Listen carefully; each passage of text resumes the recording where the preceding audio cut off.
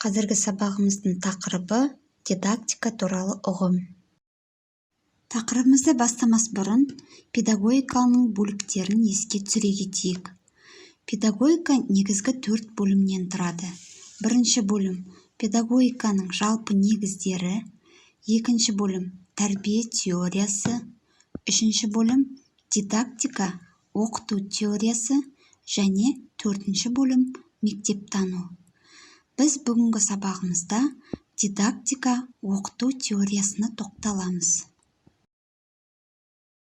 Сонымен мынадай мәселелерді қарастыратын боламыз. Дидактика туралы ұғым, оқыту процесінің мәні, дидактиканың пайда болып дамуы және дидактиканың негізін салушы ғалымдар. Дидактика бұл ежелгі грек сөзі, яғни дидаско оқыту, түсіндіру, дәлелдеу, оқу деген ұғымдарды білдіреді. Дидактика білім беру мен оқытудың теориялық және әдістемелік негіздерін зерттейтін педагогика ғылымының бір саласы. Дидактика нені оқыту керек, қалай оқыту керек деген екі үлкен сұраққа жауап береді. Осы сұрақтардан басқа да сұрақтар туындайды. Оқыту қалай жүргізіледі? Оның заңдылықтары қандай? Кімдерді оқыту керек? Не үшін оқыту керек? Және қайда оқыту керек деген сұрақтарды қарастырады. Осы сұрақтарға жауап беру үшін дидактика үздік педагогикалық тәжірибелерді зерттеп, қорытындылап, мектептің тәжірибесіне енгізумен айналысады. Әрбір мұғалім дидактиканы білуі керек. Өйткені мектептің алдында тұрған ірі тәжірибелік міндеттерді теориялық білімсіз шешу мүмкін емес. Қазіргі түсінік бойынша дидактика білім беру мен оқыту мәселелерін зерттейтін ғылым саласы. Ол оқыту теориясы деп те аталады. Дидактиканың зерттеу пәні оқыту. Оқытудың себептері, барысы және нәтижелері. Зерттеу пәні аясында жалпы және жеке дидактикалар айқындалады. Жалпы дидактика оқытудың жалпы заңдылықтарын, принциптерін қарастырады. Жеке дидактика жеке оқу пәнінің мазмұнын, барысын, түрі мен әдістерін зерттеуіне қарап, оқыту әдістемесі деп аталады. Мысалы, математиканы оқыту әдістемесі, тарихты оқыту әдістемесі. Ал енді оқыту процесіне тоқталайық. Оқыту процесі оқытушы мен оқушының оқу нәтижесіне жету жолындағы бірлескен іс-әрекеті. Оқыту процесі білімді, біліктілік пен дағдыны, оқушының дүниетанымын, күш-қайратын және қабілеттерін тәрбиелеп, дамытатын іс-әрекет барысы. Ал бұл процесс өте күрделі процесс.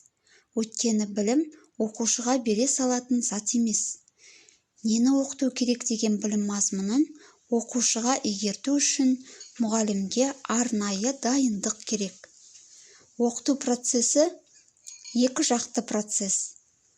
Оқыту мұғалімнің білім берудегі негізгі іс-әрекеті болса, ал оқу баланың өзінің танымдық, тәжірибелі іс-әрекеті.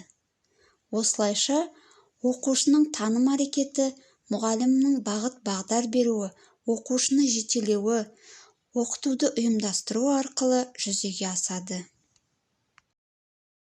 Оқыту арнайы ұйымдастырылатын мақсатты процесс. Оқытудың мақсаты, әдістері, мазмұны мен міндеттері қоғам талабынан туындап, ұдайы өзгеріп, жаңарып отырады. Оқытудың мақсаты оқушылардың ғылыми білімі мен іскерлік дағдыларын меңгеруіне қажетті оқу-танымдық іс-әрекетті ұйымдастыру болып табылады. Оқыту мақсатына жету барысында мынадай 3 міндет қойылады. Оқыту процесінің бірінші міндеті оқушыларға білім беру.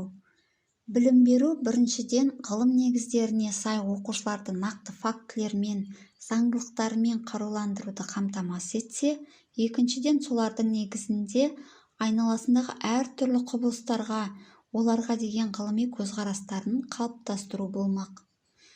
Оқытудың екінші міндеті тәрбиелеу. Оқыту барысында оқушыларға теориялық білім бере отыра, жеке тұлғалық қасиеттерін қалыптастыру. Оқытуда тәрбие мен оқытудың байланысы бір жақты қарастырылмайды. Керісінше, біртұтастық принципке негізделіп, бірлікте қолданылады.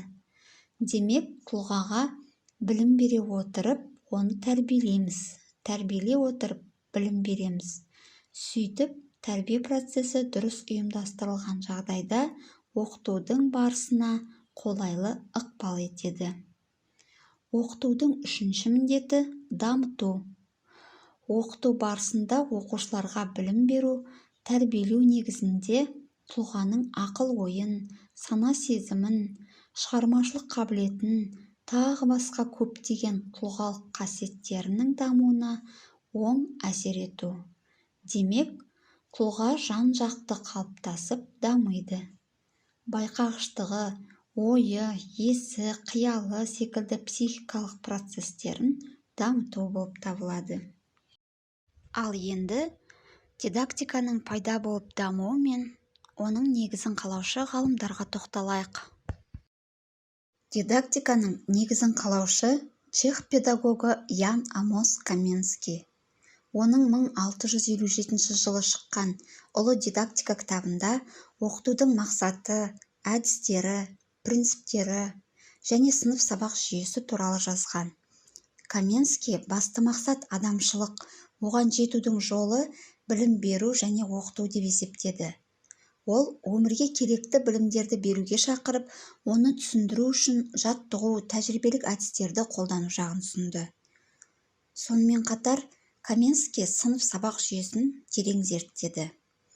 Жақсы ұйымдастырылған мектеп заңы деген еңбегінде сынып сабақ жүйесінің бөліктерін атап көрсетті.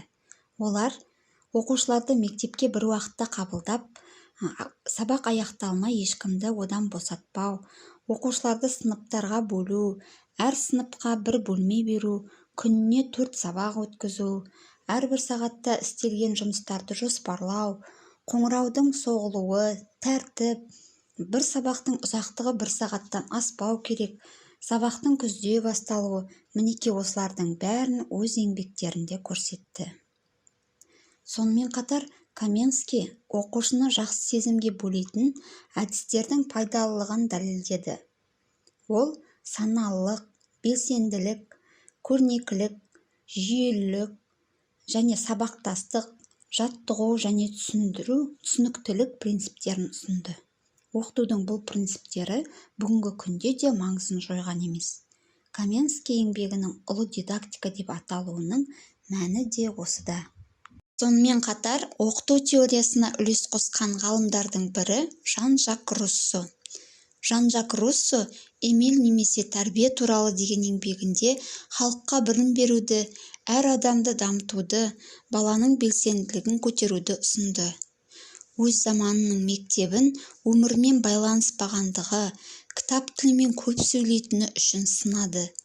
Руссо баланың қажеттіліктерін қанағаттандыратын оқыту теориясын ашты. Ал ұлы орыс педагогы Константин Дмитрий Ушинский әр бала өзінің ана тілінде оқу керек. Басқа тілде оқыту баланың табиғи күші мен қабілетін әлсіретеді деген. Сонымен қатар ол бастауыш мектеп жұмысының негізгі бағыттарын, жеке пәндердің мазмұнын анықтауға көп үлес қосты. Дидактика мен жеке пән әдістемелерінің негізін қалаушы қазақстандық ғалымдар. Ыбырай Алтынсарин орыс тілін қазақтарға үйрету бағдарламасын жасаған. Орыс тілін үйрету үшін дайындық сыныптарын ашқан. Оқыту процесінде көрнекілік, әңгімелесу, кітаппен жұмыс әдістерін кеңінен қолданған. 1879 жылы қырғыз хрестоматиясы деген оқулығы оның ең бірінші қазақ тіліндегі оқу құралы екен. Онда ауыз әдебиеті шығармалары, өсімдік, техника атаулары енгізіледі. Ахмет Байтұрсынов қазақша оқыту әдістемесінің негізін салушы. 1912 жылы тұңғыш рет әліппе жазды. Ол халықты сауаттандырудың басты құралы болды. Бұл оқу құралы әрі сауат ашу, әрі ұлттық дүниетанымды іске асыру мақсатында болды. Мағжан Жұмабаев та дидактика бойынша көптеген зерттеулер жүргізген. Ол оқытуда зейінді тәрбиелеу жолдарын көрсеткен. Сонымен қатар, оқыту әдістері оқушыға әсерлі болу жағын қарастырған. Сонымен, дидактика бойынша көптеген зерттеу жұмыстары жүргізілді. Және бұл жұмыстар одан әрі жүргізілуде. Қазіргі дидактиканың алдында көптеген міндеттер тұр. Олар 1-11 сыныптарға арналған жаңа оқулықтарды жазуды бітіріп, оларды мектепке енгізу, оқыту процесіне жаңа технологияларды енгізу, білім мазмұнын қоғам талабына сай, келер ұрпақтың білім қажеттілігіне сай жаңартып, өзгерістер енгізіп отыру. Сонымен қатар, білім беруді ізгілендірудің ғылыми әдістерін жасау сияқты міндеттер тұр. Сөзімнің соңын Ушинскийдің мына бір сөзімен аяқтағым келіп тұр. Мұғалім өзінің білімін үздіксіз көтеріп отырғанда ғана мұғалім. Ал оқуды, ізденуді тоқтатқанда оның мұғалімділігі де жойылады дейді.